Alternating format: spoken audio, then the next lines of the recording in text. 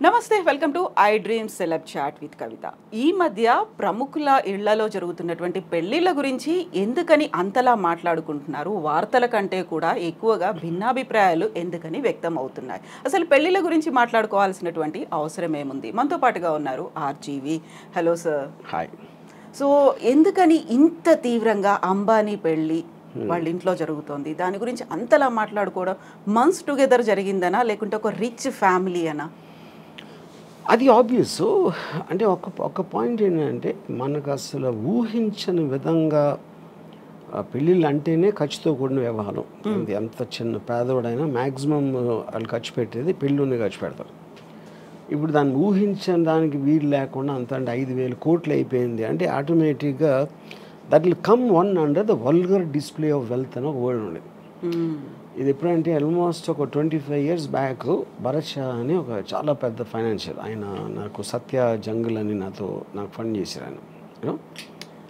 ఆయన ఇంట్లో 25 years back 25 కోట్లు ఖర్చు పెట్టారు ఆయన కొడుకు పెళ్ళికి. యూనో ఇప్పుడు చాలామంది అప్పుడు పేపర్లో కూడా రాసేవారు, అసలు ఏమనుకుంటున్నారు పెళ్ళికి ఎంత ఖర్చు పెట్టడం అంటే. ఎలా ఉంటుందంటే మీ పేదరికాన్ని ఎత్తి చూపినట్టు ఉంటుంది. మీకు మామూలుగా ఆయనకి ఎన్ని లక్షల కోట్లు బిజినెస్లు ఉన్నాయా లేకపోతే టర్న్ ఓవర్ ఉందా అనేది ఎవరికి అర్థం కాదు. రిలయన్స్ అంటున్నా, జియో, ఇది ఆయన ముఖేష్ అంబానీ గారు ఉన్న బిజినెస్ ఆస్పెక్ట్ ఏవైతే ఉన్నాయో దానికి సంబంధించిన టర్న్ ఓవరు, ఆ స్టాక్ మార్కెట్లో వాల్యూ ఏంటి, ఆయన రిచెస్ట్ మ్యానా అనేది ఎవరికి అర్థం కాదు. అది that's two high the figures. పెళ్ళికి ఎంత ఖర్చు పెడుతున్నారు అనేది అప్పుడు మనం కూడా పెళ్లి చేస్తాం. మనం బిజినెస్ నడపట్లేదు కదా, మనకు తెలియదు, మన కంపారిజన్ ఉండదు. మన ఇంట్లో పెళ్లి జరుగుతుంది, అమ్మాయి ఇంట్లో పెళ్లి జరుగుతుంది, దానికి దీనికి డిఫరెన్స్ అంటే మీరు అత్యంత పేదవాడిగా అనిపిస్తారు మీకు. ఎందుకంటే కంపారిజన్ ఆస్పెక్ట్లో అది మోర్ దెన్ ఎనీథింగ్ ఎల్స్.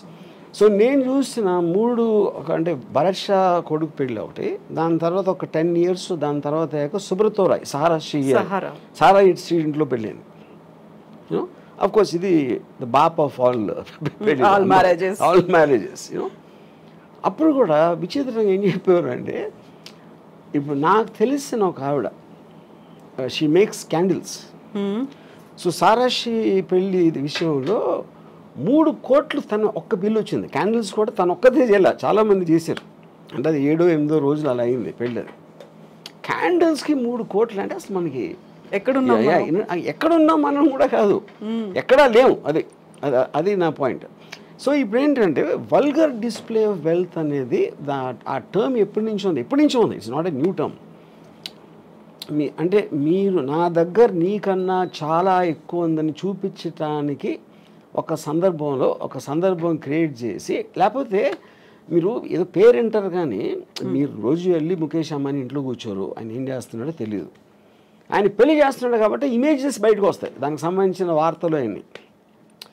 ఇప్పుడు కానీ దీంట్లో ఎవరికి అర్థం కాదు ఏంటంటే, దీంట్లో ఒకవైపు నుంచి అన్ని కోట్లు ఖర్చు పెట్టి ఇంత పేద దేశంలో ఇంతమంది తినటానికి తిండి లేదు, ఇంతమందికి అసలు ఇల్లు లేదు ఉండటానికి, మెజారిటీ వాళ్ళు అలా ఉన్నప్పుడు పెళ్లి కోసం 5,000 కోట్లు ఖర్చు పెడతారా అనేది ఒకటి రావచ్చు. సేమ్ థింగ్ భరత్ భాయ్ అప్పుడు కూడా వచ్చింది.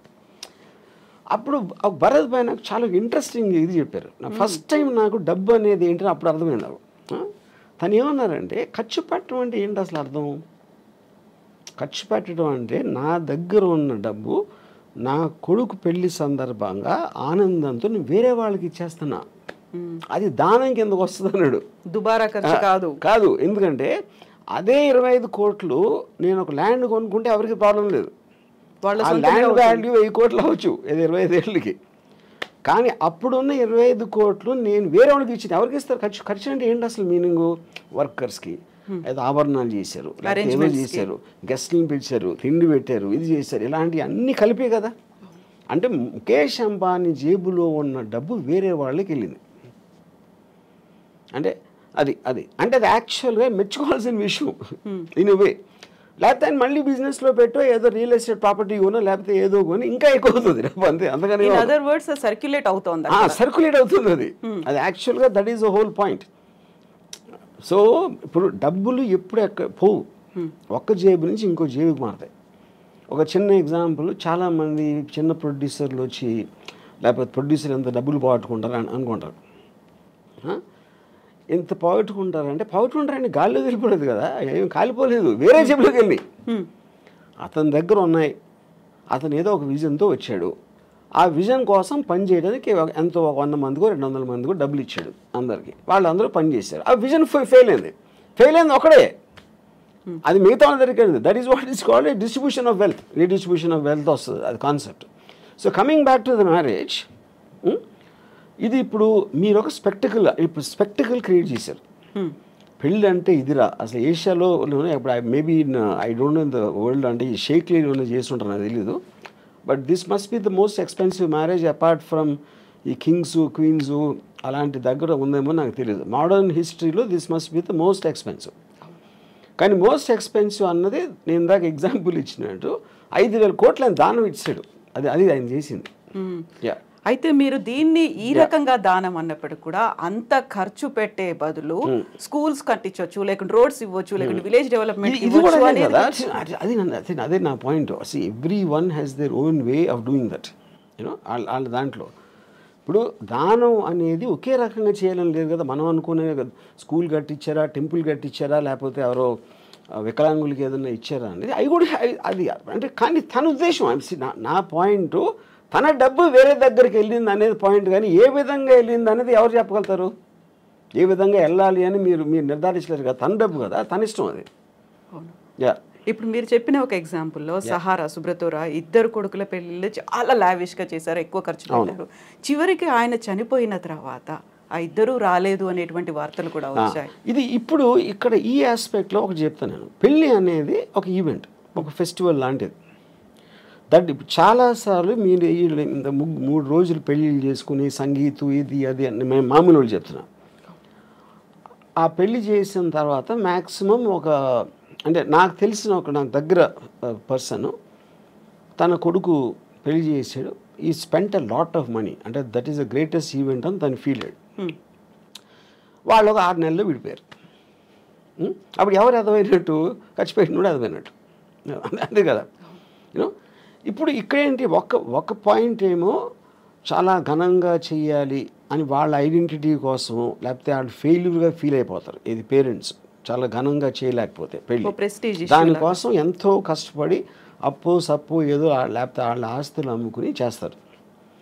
కానీ ఆ రోజు అయిపోయిన తర్వాత నెక్స్ట్ డే రేపు మీరు ఆ పెళ్ళి అలంకారాలను అయిపోయి మామూలు మనుషులే కదా మళ్ళీ వాళ్ళు కొన్ని గొడవలు మామూలే. మళ్ళీ పెద్ద కొట్టుకుంటూ వచ్చినప్పుడు పెళ్లి వల్ల చేసామని ఆవిడ అనుకో, అది పెళ్ళి మర్చిపోయారు. రాత్ గయి బాత్ గయి అయిపోయింది, ఆ రోజుతోనే అయిపోయింది అది. సో దాని తర్వాత వచ్చే ఏ ఆస్పెక్ట్ అయినా కూడా you can't control it. So అప్పుడు అది రిడిక్యులస్ అండి. అందుకని నేనేమన్నానంటే డివోర్స్ని సెలబ్రేట్ చేసుకోవాలి, పెళ్ళి కాదు. ఎందుకంటే పెళ్ళి అనేది మీరు ఒక అన్నోన్ టెరిటరీలోకి వెళ్తున్నారు, అంటే ఆల్మోస్ట్ జైలు లాంటిది. అది నిబంధనలు ఉంటాయి. మీరు అంతకుముందు అంత ఫ్రీగా ఉండలేరు. అంతకుముందు ఉన్న అన్నీ తనేమనుకుంటుంది, ఆడేమనుకుంటాడు, వాళ్ళ అత్తమామలు ఏమనుకుంటారు, ఇలాంటి రకరకాల ఆస్పెక్ట్స్లో మీకు ఒక ప్రెషర్ బిల్డప్ అయ్యి ఒకసారి డివోర్స్ అయిపోతుంది. డివోర్స్ అయినప్పుడు ఏంటి, మీరు మళ్ళీ జైలు నుంచి బయటకు వచ్చేసినట్టు. That is more cause for celebration అన్నది. ఇది ఒక స్టూపిడ్గా పెళ్ళిని సెలబ్రేట్ చేసుకుంటారు అందరూ. పెళ్ళి అనేది చాలా అంటే అవునా కాదా, పాము కాటేస్తుందా ఇదా అని అంత టెన్షన్తో వెళ్ళాలి. కానీ దాన్ని సెలబ్రేట్ చేసే అంత ఎస్పెక్ట్ లేదు. ఎస్పెషలీ మీరు డివోర్స్ రేట్ ఎంత పెరిగిపోతున్న రోజుల్లో, ఆల్మోస్ట్ 60-70% వెళ్తుందని మొన్న ఎవరు చెప్పారు నాకు. So which means the institution it self is failing. అలాంటి సందర్భంలో మీరు అదొక పెద్ద మీ జీవితంలో జరిగిన ఘనకార్యం లాగా ఫీల్ అయిపోయి పెళ్లి చేసుకుంటాం అనేది నా దృష్టిలో చాలా స్టూపిడ్. అది ఇలా ఎంత ఇదిగా. ఈ మధ్య కాలంలో అలాంటి ట్రెండ్ కూడా కనిపిస్తుంది. హ్యాపీలీ మ్యారీడ్ అనే బదులు హ్యాపీలీ డైవోర్స్. అంతే ఈ మధ్య కాలం ఎప్పుడు అంతే. ఇప్పుడు నేను నా డివోర్స్ అయ్యి ఆల్మోస్ట్ 25 years పైన. కాకుండా మీకు సంబంధించి కూడా ఒక క్వశ్చన్ వచ్చింది కదా, మీరు హ్యాపీగా మ్యారేజ్ చేసుకున్నారు, 25 yearsకి పెళ్లి చేసుకున్నారు. ఆ టైంలో అనుభవించాల్సింది, ఒక ఫ్యామిలీని రన్ చేయాల్సింది అంతా చేసిన తర్వాత ఇప్పుడు డైవోర్స్ తీసుకొని ఇప్పుడు మాట్లాడడం. హ్యాపీగా రన్ చేసిన ఎవరు సపోజ్ చేస్తున్నారు? See, when you're taking a decision, you don't know the result. నేను సినిమా తీసినప్పుడు అది ఫ్లాప్ అవుతుందని నాకు తెలియదు కదా. సినిమా తీసినప్పుడు బాగుంటుందా అనుకుని తీస్తా. అది ఫ్లాప్ ఎప్పుడు అవుతుంది? రిలీజ్ అయ్యాక. సో పెళ్ళి బాగుంటుందని పెళ్ళికి ముందు అనుకుంటాం. పెళ్ళి ఫ్లాప్ అయిన తర్వాత ఇంకా పెళ్ళి హ్యాపీగా ఉంటుంది. బట్ అందరి ఎక్స్పీరియన్సెస్ ఒకలా ఉండవు కదా. ఒకలా ఉండవు. Of course that I'm not generalising this, but the amount of people, number of people in today's times especially, అప్పుడు లేదని కాదు, అప్పుడు ఉంది, డివోర్స్ అనేది కొత్తది ఏమి కాదు, you know, it is rising much more, which basically for the reasons maybe the women, అంటే ప్రతి మనిషి ఒక ఇండిపెండెన్స్ కోరుకుంటాడు. ఇంకొకళ్ళ కోసం వాళ్ళ కోరికలు కానీ వాళ్ళు చేయాలనుకుంటున్నాయి జడ్జిమెంటల్గా అవ్వటానికి ఎవరు ఇష్టపడరు. మ్యారేజ్లో అది కంపల్సరీ అయిపోతుంది. నా భార్య ఎలా ఉండాలి, నా భర్త ఎలా ఉండాలి, ఎందుకు నన్ను సినిమాకి తీసుకెళ్ళట్లేదు, ఎందుకు, అది కాన్స్టెంట్గా ఒక పర్సన్ మీద మీ హ్యాపీనెస్ని వదులుతున్నారు మీరు.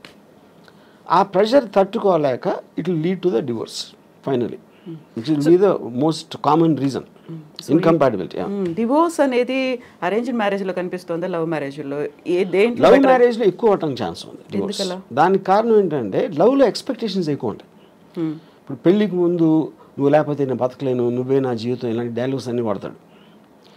అది నిజంగా అతను ఫీల్ అవ్వచ్చు కూడా ఆ టైంలో. బట్ తర్వాత ఇంటెన్సిటీని మీరు కంటిన్యూ చేయటం అనేది చాలా ప్రాబ్లం అవుతుంది అదే డిగ్రీలో. So you start taking each other అనే గ్రాంటెడ్ లెవెల్లో. అప్పుడు అమ్మాయి will feel betrayed.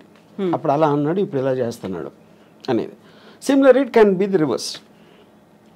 What ever అమ్మాయి అప్పుడేముంది ఏంటి, what ever it is, you know. Know that is a separate topic, you know. So ఆ టర్మ్స్లో మ్యారేజ్ అనేది బ్రేక్ అవ్వటానికి ఎక్కువ ఛాన్సెస్ ఉందని మనకు అర్థమైనప్పుడు, more than majority of the కేసెస్లో, అప్పుడు పెళ్ళి అనే ఇన్స్టిట్యూషన్ ఇంత పెద్ద సీన్ చేయటం అనేది నాకు, యూనో, నా ఆనెస్ట్ ఫీలింగ్ ఏంటంటే, ఇప్పుడు అంటే Ambani is an exceptionally rich person, and దాన్ని మనం we cannot do it as a bench mark for otherwise marriages. నా పర్సనల్ ఫీలింగ్లో పెళ్ళికైన ఖర్చు మొత్తం కూడా వీళ్ళకి ఇచ్చేయాలి. ఎవరైతే పెళ్లి చేసుకుంటున్నారో whatever they can raise, వాళ్ళు దాంతో వ్యాపారం చేసుకుంటారా, అనుభవిస్తారా, హాలిడేకి వెళ్తారా, అది వాళ్ళు ఖర్చు పెట్టాలి. కానీ అడ్డదడ్డంగా లేనిపోవడం అందరు పెట్టి వాళ్ళకి భోజనాలు పెట్టేసి అది చేసి డెకరేషన్లు చేసి వేరే వాళ్ళ మీద వేస్ట్ చేయటం అనేది I feel it's a mistake. ఇప్పుడు అంబానీలు, అనంత్ అంబానీ పెళ్ళైన తర్వాత బోల్డ్ అంతమంది ఫారెన్ సెలబ్రిటీస్, సింగర్స్ వాళ్ళందరికి వచ్చారు. అక్కడ ఒక కండిషన్ పెట్టారు, మన ఇండియన్ అటైర్, ఇండియన్ ట్రెడిషనల్ డ్రెస్లో కనిపించాలని. సో దట్ వీళ్ళు అంబానీ ఫ్యామిలీ అంతా మన ట్రెడిషన్ని, మన కల్చర్ని విశ్వవ్యాప్తం చేస్తున్నారు, అందరికీ మన విలువను గొప్పతనాన్ని చెప్తున్నారు అనేటువంటి ఒక కాన్సెప్ట్ కూడా కనిపించింది అక్కడ. అలా వాదించే వాళ్ళకి అంటే ఇప్పుడు అది మీకున్న పవర్ మీరు ఎగ్జిబిట్ చేస్తున్నారు. మా దానికి రావంటే మీరు ఏ ఫెస్టివల్కి పిలిచినా ఎక్కడ పిలిచినా always they will call about attire. ఎలాంటి డ్రెస్ చేసుకుని రావాలి, దాని పర్టికులర్ దానికి సూట్ అవ్వడానికి. అంటే ఇప్పుడు జస్టిన్ బీబర్ని లేకపోతే ఎవరినో ఇండియన్ అటైర్ చేస్తే అది అయిపోయిందా? అది it's a part of the payment process. మీకు ఎంత డబ్బు ఇస్తాం, మా దగ్గరకు వచ్చి ఇది చేయాలి, ఈ బట్టలు వేసుకోవాలి, ఇలాంటివి చెప్తే చేస్తారు. Which is the reason they are hide for. Like film actor, ఒక యాక్టర్ యాక్ట్ చేసిన మాత్రాన అదే అతనే క్యారెక్టర్ అవ్వడు కదా. So I think it is just ఏంటి ఏదో చెప్పుకోవటానికి అది ఉంటుంది. మీరు అలా చేసుకుని రివర్స్ చూస్తే ఇండియన్ అటైర్ అంత ఎక్కువ అంటే సెలబ్రిటీలు ఎవరు ఇండియన్ అటైర్ వేసుకుంటారు అసలు? వాళ్ళు మొత్తం యూత్ అంతా ఎవరు ఫాలో అవుతున్నారు? వెస్ట్రన్ ఫ్యాషన్ ఫాలో అవుతారు. అవును, ఇండియన్ అటైర్ వేసుకుంటారా? So that doesn't become a bench mark, that doesn't become a ఒక రోల్ మోడల్ అవ్వటానికి ఛాన్స్ లేదు. సో పెళ్ళికి ఎవరైనా గెస్ట్లు వస్తే వాళ్ళకి గిఫ్ట్లు ఇవ్వడమో లేకుంటే రిటర్న్ గిఫ్ట్స్ ఉంటాయి. ఇందులో మాత్రం పేమెంట్ మోడ్ అనేది కనిపించింది అనేది. సో 1000 కోట్లు దీనికోసం కూడా ఖర్చు పెట్టారు. ఊరికే రాలేదా గెస్ట్లు అందరూ? అంటే నాకు అర్థం కాదు, ఎలాబరేట్ చేయండి. సో ఇప్పుడు మీరు అన్న జస్టిన్ బీబర్ కావచ్చు, లేకుంటే బాలీవుడ్ సెలబ్రిటీస్ కావచ్చు, ఎవరికైనా కానీ వీళ్ళే డబ్బులు ఇచ్చారు. అంటే that is a very usual thing. అది నాట్ అబౌట్ అంబానీస్ మ్యారేజ్. మీరు ఏ పెళ్ళిళ్ళకి, బర్త్డే పార్టీలకి లేకపోతే ఈవెంట్స్కి మీరు సెలబ్రిటీని పిలిచినప్పుడు you will have to pay money. అది బిజినెస్సే కదా. For example Sunny Leone charges 25 lakhs to ఒక బర్త్డే పార్టీకి అటెండ్ అవడానికి తను 25 lakhs తీసుకుంటుంది. వాడేం చెప్తాడు, నా బర్త్డేకి సన్నీ లియోన్ వచ్చిందని చెప్పుకోవటానికి కడుతున్నాడు. లేకపోతే వేరే వాళ్ళకి ఎందుకు ఇస్తాడు? సో సెలబ్రిటీ స్టేటస్ని మీ పరపతిని పెంచుకోవడానికి మీరు బయట ప్రగల్భాలు చెప్పుకోవడానికి డబ్బులు కట్టాల్సి వస్తుంది కదా. మార్కెటింగ్ మీ దగ్గర ఉన్నాయి. ఇప్పుడు 5,000 కోట్లు చాలా ఎక్కువ డబ్బు అనిపిస్తుంది, కానీ 50 లక్షల కోట్లు ఉంటే 5,000 ఏంటి చిల్లర అది. అప్పుడు వాళ్ళ తాహతు బట్టి ఖర్చు పెడతారు. ఇప్పుడు మామూలు చాలా మందికి తాహతు ఉండకపోవచ్చు, అలా అప్పులు చేసి ఖర్చు పెడతారు. ఎందుకు ఖర్చు పెడతారు? అది లేకపోతే సమాజం సరిగ్గా చూడదేమో, మా పిల్లలేమో అసలు నా పెళ్ళి కూడా చేయలేకపోయేవా అని అంటారని ఆ ప్రెషర్ తోటి ఖర్చు పెడతారు. యా. ఆర్జీవి గారికి ఇన్విటేషన్ వచ్చిందా? అమ్మాని దానిక రాలేదు. నేను అసలు నాకు ఏ పెళ్ళికి నాకు ఇన్విటేషన్ రాదు, ఎందుకంటే నేను అసలు పెళ్ళికి వెళ్ళాలని అందరికీ తెలుసు.